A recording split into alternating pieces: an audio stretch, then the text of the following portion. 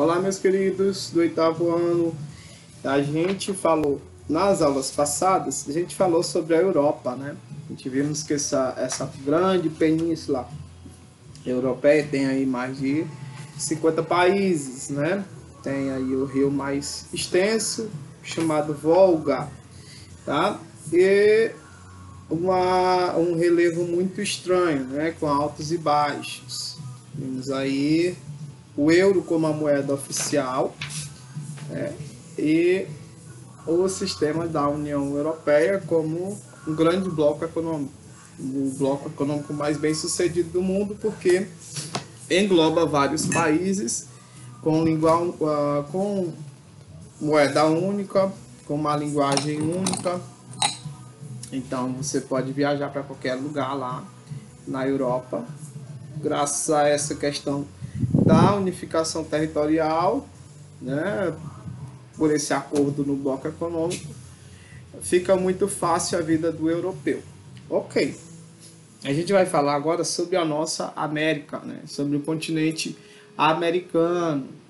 Há um assunto bem extenso que eu vou procurar resumir da melhor forma para que você possa responder à atividade. Falar sobre a América. Falar sobre a América é falar sobre o segundo maior extenso, maior continente do mundo, né? Tem aí mais de 42 mil quilômetros quadrados. Só vai perder aí para o continente asiático com mais de 44 mil quilômetros quadrados, né? Então o continente americano ele é bem grande, bem extenso, né? Tem um relevo muito rico, com grandes montanhas, grandes e médias altitudes, tá? O Brasil, por exemplo, não tem grandes altitudes, mas toda essa região aqui da Cordilheira dos Andes, né, a gente sabe que são grandes altitudes, né, grandes altiplanos, grandes altitudes. A gente sabe que altitude é diferente de altura. Altitude é a altura com relação ao nível do mar. Não é como se eu pegasse esse pincel e medisse ele com uma régua para dizer a altura dele. Não tem como medir uma montanha com uma régua, né?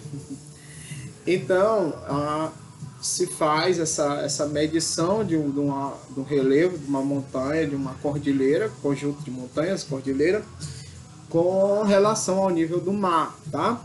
Então, aqui a gente vê na página 199 a divisão geográfica da América, né? Em América do Norte, América do Sul e América Central. Onde a América Central a gente vê que tem várias ilhas antigas, né? Chamadas de Antilhas, ou que são divididas em pequenas Antilhas e grandes Antilhas.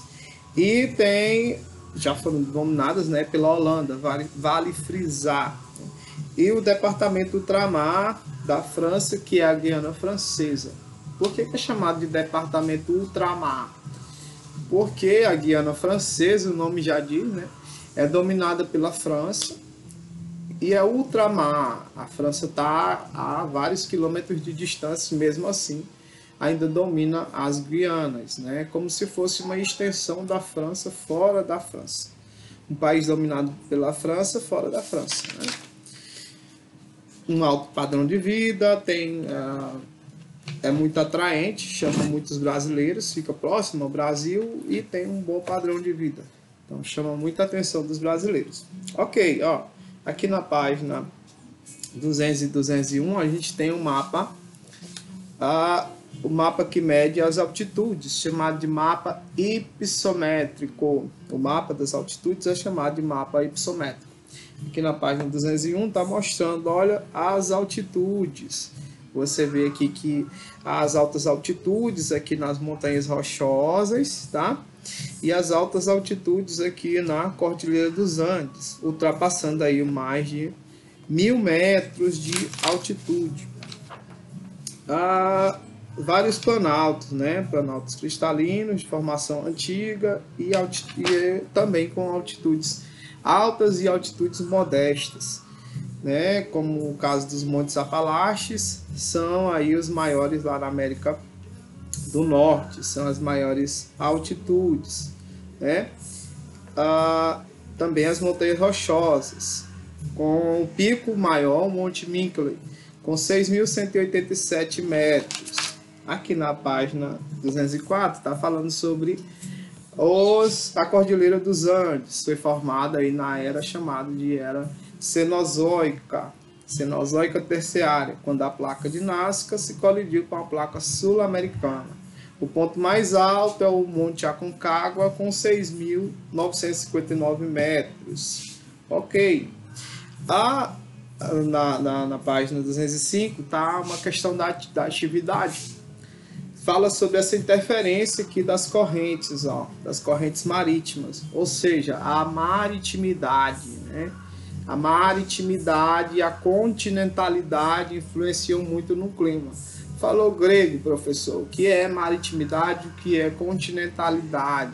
Maritimidade é a proximidade do mar e continentalidade é a distância, né? O afastamento. Ou seja, a maritimidade vai influenciar no clima. Quanto mais próximo ao mar, mais vai ser frio por causa dessas correntes marítimas, né? Que a gente tem correntes marítimas frias e correntes marítimas quentes. Lógico que o que vai predominar, vai ajudar principalmente no clima, se essas correntes são quentes ou se são frias, ou se estão se chocando, né? Porque aí vai dar um clima ameno.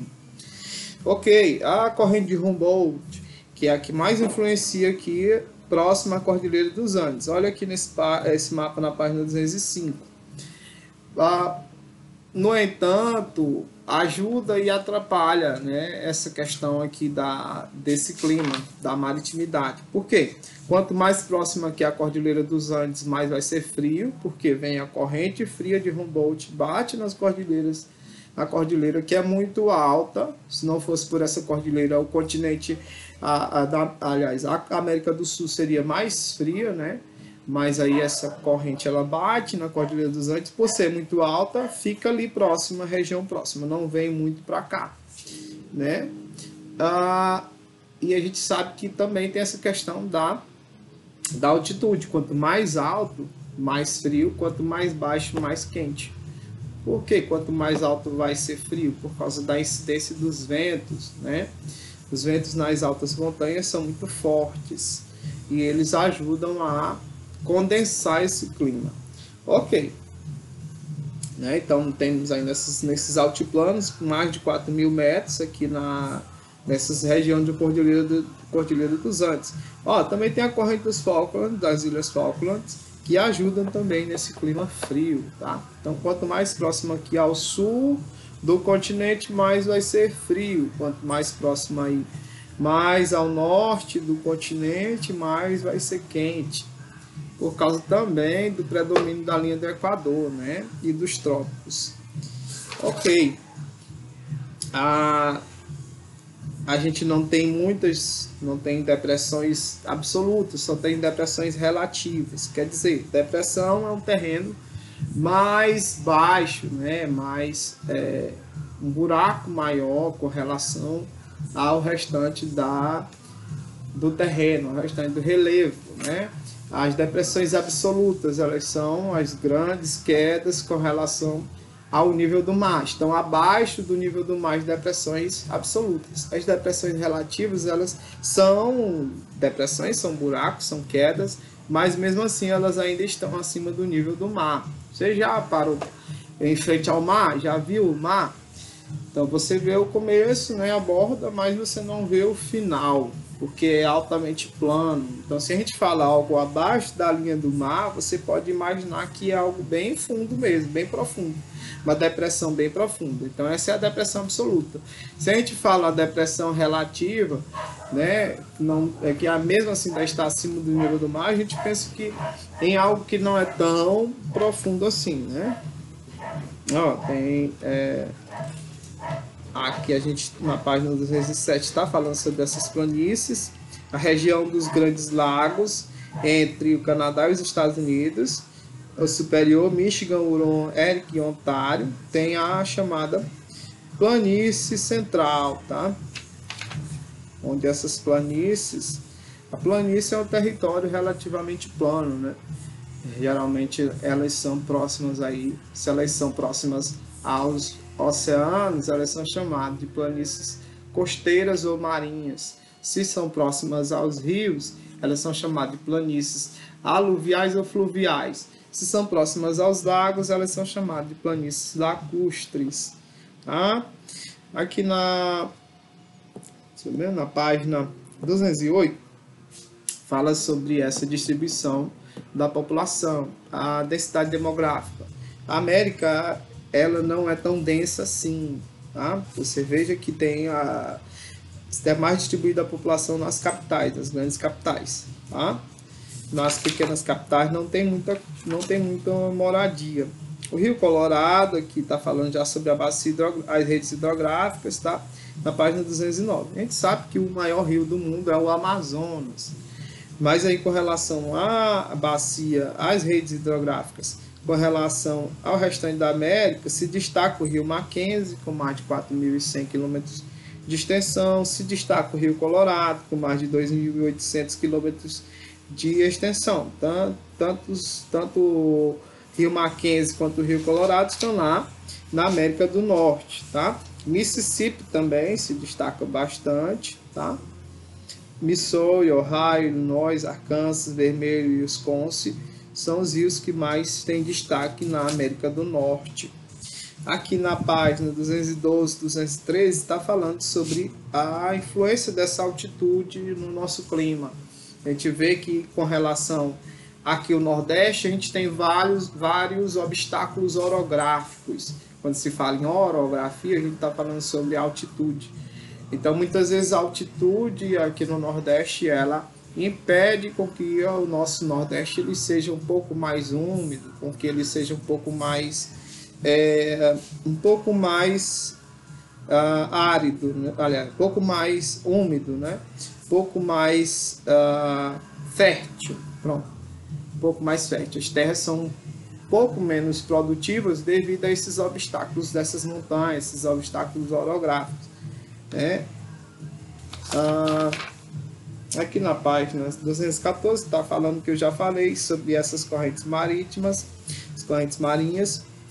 Aqui na nossa costa do Nordeste predomina que a corrente sul é equatorial, né?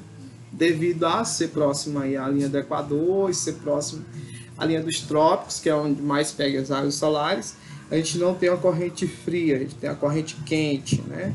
E a corrente do Brasil também, que é quente, choca com a corrente das Falkland, por isso mais no sul vai ser mais ameno, né? E mais para cá, para o norte, nordeste, vai ser mais quente, também devido à influência dessa maritimidade.